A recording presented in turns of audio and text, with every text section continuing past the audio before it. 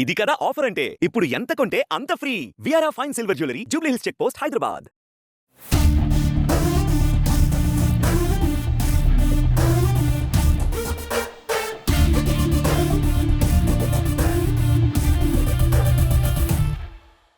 అమరావతిలో అతిపెద్ద గేటెడ్ కమ్యూనిటీలా కనిపిస్తున్నటువంటి ఈ భవనాల సముదాయం మొత్తం కూడా సెక్రటేరియట్ ఎంప్లాయీస్ కోసం నిర్మించడానికి మొదలుపెట్టింది. అంటే 2017లో అప్పటి ముఖ్యమంత్రి చంద్రబాబు నాయుడు దాదాపు 139 ఎకరాల ల్యాండ్ పార్సిల్ని కేవలం సెక్రటేరియట్ ఎంప్లాయీస్ కోసం అలాట్ చేశారు. అందులో టవర్ల రూపంలోనే దాదాపు 9,000 పైగా ఇళ్ళు కట్టాలండి. 9,000 ఫ్లాట్లు అందుబాటులోకి వచ్చాయి. ఇవి కూడా వివిధ సైజుల్లో ఉంటాయి.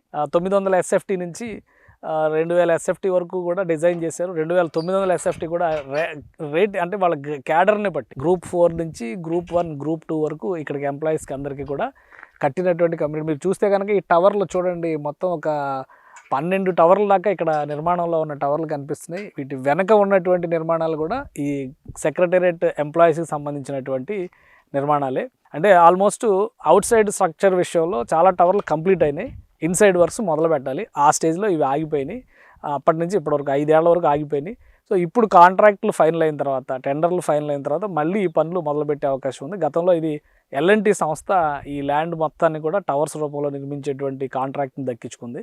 ఇప్పుడు మళ్ళీ ఆ పనులు మొదలు పెట్టడానికి వాళ్ళు రెడీ అవుతున్నారు. ఇంకా బిడ్డింగ్లో చాలా కంపెనీలు కూడా పార్టిసిపేట్ చేస్తున్నాయి. ఫైనల్గా ఎవరికి ఇస్తారు, మళ్ళీ స్ట్రక్చర్స్ ఏ విధంగా ముందుకెళ్తాయి అనేది ఇప్పుడు ఆసక్తికరంగా మారినటువంటి అంశం. కానీ ఒక 9,000 ఫ్లాట్ల నిర్మాణానికి సంబంధించి చూస్తే కనుక హైదరాబాద్లో లార్జెస్ట్ గేటెడ్ కమ్యూనిటీలు కూడా 1000 ఫ్లాట్లకు మించి నిర్మాణం చేసినటువంటి పరిస్థితి లేదు. 9,000 ఫ్లాట్లు ఇక్కడ ఒక్క దగ్గరే నిర్మాణం జరుగుతుంది. అంటే ఇది ఎంత పెద్ద ల్యాండ్ పార్సిలో మీకు చూపిస్తాను. ఒకసారి విజువల్లో వెళ్ళేటప్పుడు చూద్దాం మనం. ఇట్లాగా ఇది ఎంట్రన్స్ పాయింట్.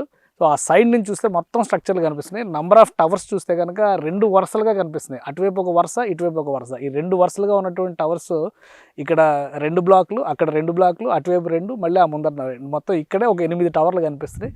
అటువైపు కూడా దాదాపు అదే వరుస ఉంది. ఇటువైపు కూడా కన్స్ట్రక్షన్ ఉంది. ఇవన్నీ కూడా దాదాపు ఫినిషింగ్ స్టేజ్కి వచ్చినాయి. ఇంటర్నల్ వర్క్స్ జరగాల్సింది. ఇవేంటంటే ఇంకా హై రైజ్ అవుతున్నటువంటి అనమాట. దాదాపు ప్రతి టవర్ కూడా 12 అంతస్తుల దాకా నిర్మిస్తున్నారు అనమాట. G+12 ఫ్లోర్స్ కనిపిస్తున్నటువంటి నిర్మాణాలు ఇవి. సో ఒకసారి చూద్దాం మనం అటువైపు మిగతా నిర్మాణాల పరిస్థితి ఎలా ఉందో.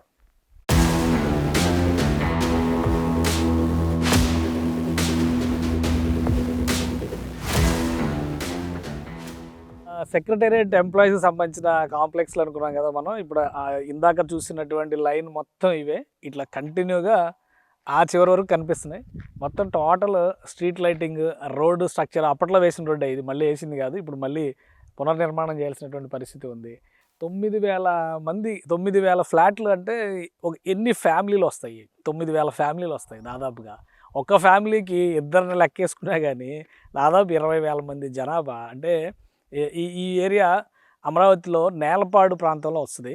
సో ఇక్కడ కోర్ గవర్నమెంట్ యాక్టివిటీస్కి సంబంధించి మొత్తం ఏదో గవర్నమెంట్ సిటీ అని చెప్పని ప్లాన్ చూపించారు. CD యాక్సిస్ రోడ్డుకి ఇటు అడ్డంగా చేసేటువంటి నిర్మాణంలో అట్లా కృష్ణానదికి కనెక్ట్ అయ్యే విధంగా చూపించారు కదా. అందుకని ఇక్కడ ఈ నిర్మాణాలు జరిగినాయి. వీటితో పాటు అటు చూస్తే కనుక అటు కూడా ఇంకా పెద్ద నిర్మాణాలు. ఇవన్నీ కూడా గేటెడ్ కమ్యూనిటీలు తలదన్నేలాగా ఉన్నాయి అన్నమాట. మామూలు హైదరాబాద్లో ఉండే గేటెడ్ కమ్యూనిటీలు కూడా ఒక్కొక్క వెంచర్లో మ్యాక్సిమము 1000 ఫ్లాట్లు, 2,000 ఫ్లాట్లే చూస్తాం మనం. కానీ ఇంత పెద్ద బ్లాక్లో 9,000 ఫ్లాట్లు ప్లాన్ చేసి అటు కూడా ఒక 2-3 వేల ఫ్లాట్లు కనిపిస్తున్నాయి. అది చూస్తే ఇంకా ఇటు సైడ్ చూస్తే ఆ వెనక వైపు ఇంకా నిర్మాణాలు ఉన్నాయి. సో ఇవన్నీ కూడా ప్రభుత్వ భవనాలు, ప్రభుత్వం నిర్మిస్తున్నటువంటి భవనాలు. 1000 ఫ్లాట్లు అనేటువంటి లెక్కను మనం పక్కన పెడితే 1,000 కోట్ల రూపాయలని ఇచ్చి ఈ కన్స్ట్రక్షన్ కాంట్రాక్ట్లన్నీ కూడా ప్రభుత్వం కేటాయించింది. ఇప్పుడు ఇవన్నీ కూడా 5 ఏళ్లుగా బూడిదలో పోసిన పన్నీర్లా ఉన్నాయి. ఫైనల్గా ఇప్పుడు మళ్ళీ వీటిని రివైవ్ చేసి, ఎందుకంటే కన్స్ట్రక్షన్ క్వాలిటీస్ విషయంలో వీటన్నిటిని కూడా ఆల్రెడీ టెస్ట్ చేశారు. ఈ టెస్ట్లో సాలిడ్గా ఉన్నాయి, ఎలాంటి ఇబ్బందులు లేవనేటువంటి రిపోర్ట్స్ వచ్చినాయి. కాబట్టి మళ్ళీ వీటిపైన పనులు ప్రారంభించడానికి ప్రభుత్వం ఉపక్రమిస్తుంది. ఓన్లీ పునాదులు నీళ్లలో మునిగినటువంటి ఐకానిక్ భవనాల మినహా మిగతావన్నీ కూడా పనులు ఇమీడియట్గా మొదలు పెట్టచ్చు. కాకపోతే కాంట్రాక్టర్ ప్రొసీజర్, గత కాంట్రాక్టర్కి ఎంత టైం ఇచ్చారు, అప్పుడు ఎస్టిమేషన్ ఏంటి, ఎంత టైంలో కంప్లీట్ చేయాలి, ఎప్పుడు ఆగిపోయింది, సో ఇప్పుడు మళ్ళీ మొదలు పెడితే ఎన్నాళ్ళలో పూర్తవుతుంది, ఖర్చు ఎంత పెరిగింది, లబ్ధిదారులకు ఇచ్చేటువంటి క్రమంలో ఇవన్నీ కూడా గవర్నమెంట్ కాంప్లెక్స్లు కాబట్టి గవర్నమెంట్ భరించాల్సినటువంటి వ్యయం. కొన్ని చోట్ల 70%, 80% కూడా వ్యయం పెరిగిందని చెప్పినటువంటి అంచనాలు వేసినాయి. సో వీటన్నిటిని లెక్కలు వేసుకొని మళ్ళీ ఫ్రెష్ టెండర్స్లోకి ప్రభుత్వం వెళ్ళింది. మార్చి 15 తర్వాత ఈ నిర్మాణ ప్రక్రియ అంతా కూడా ఇదంతా కూడా ఎల్ఎన్టీ కాంట్రాక్ట్లో వచ్చినటువంటి గతంలో ఇప్పుడు కూడా మరి ఎల్ఎన్టీ దక్కించుకుంటుందా, ఇంకెవరైనా వస్తారా చూడాలి. ఇవన్నీ నిర్మాణాలు పూర్తవడానికి కనీసం 2 ఏళ్ల సమయం అయితే పడుతుంది ఖచ్చితంగా. దానికి తగ్గట్టుగా ఈలోపు ఇన్ఫ్రాస్ట్రక్చర్ ఇటువైపు మీరు ఇప్పుడు గమనించి చూస్తే కనుక వాటర్కి సంబంధించి తాగునీటి సరఫరాకు సంబంధించినటువంటి పైప్ లైన్ ఎరెక్షన్ వర్క్, ఎందుకంటే వీళ్ళందరికీ కూడా మంచినీళ్ళు ఇవ్వాలి, డ్రైనేజ్ ఉండాలి, రోడ్ సిస్టమ్ ఉండాలి. రోడ్డు పాత రోడ్డు డ్యామేజ్ అయింది, మళ్ళీ రోడ్డుని పునరుద్ధరించేటువంటి పనులు, లైటింగ్ సిస్టమ్ కూడా ఆల్రెడీ ఎలక్ట్రిసిటీ లైన్స్ వేశారు. అప్పట్లో టెంపరీ టవర్స్, సెల్ టవర్స్ కూడా వేశారు.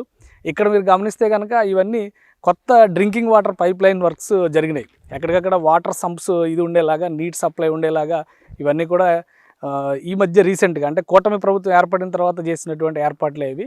సో ఎమ్యూనిటీస్ వర్క్ ప్యారలల్గా నడుస్తుంది. కన్స్ట్రక్షన్ వర్క్ పైన ప్రభుత్వం కాంట్రాక్టులు ఫైనల్ చేయగానే మొదలవుతుంది. ఇవి రెండు కూడా ప్యారలల్ సైమల్టేనియస్గా నడుస్తాయి.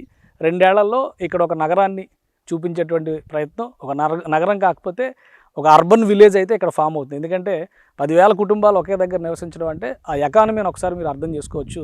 నేలపాడు ప్రాంతంలో అద్భుతమైనటువంటి ఎకనామికల్ బూస్ట్ అనేది జరుగుతుంది. ఫ్యామిలీస్ వచ్చి ఇక్కడ సెటిల్ అయిన తర్వాత యాక్టివిటీ కూడా పెరుగుతుంది, ఉపాధి మార్గాలు పెరుగుతాయి. అలానే గవర్నమెంట్ నుంచి వచ్చేటువంటి ఎంప్లాయీస్ కోసం, వాళ్ళ సర్వీసెస్ కోసం అనేక స్ట్రక్చర్స్ వస్తాయి. మళ్ళీ సూపర్ మార్కెట్లు రావచ్చు, వాళ్ళ అవసరాల కోసం రాబోయే రోజుల్లో ఇంకా బోల్డ్ అండ్ ఎమ్యూనిటీస్ కూడా ఇక్కడ వచ్చేటువంటి అవకాశం ఉంటుంది. సో 2 ఏళ్ళు అయితే వేచి చూడాలి. 2-3 ఏళ్లలో ఇక్కడ అద్భుతమైనటువంటి అర్బన్ క్లస్టర్ను మనం చూడడానికి అయితే అవకాశం కల్పిస్తుంది. సుమన్ టీవీలో మీ పర్సనల్ అండ్ బిజినెస్ ప్రమోషన్స్ కోసం కింది నెంబర్కి కాంటాక్ట్ చేయండి.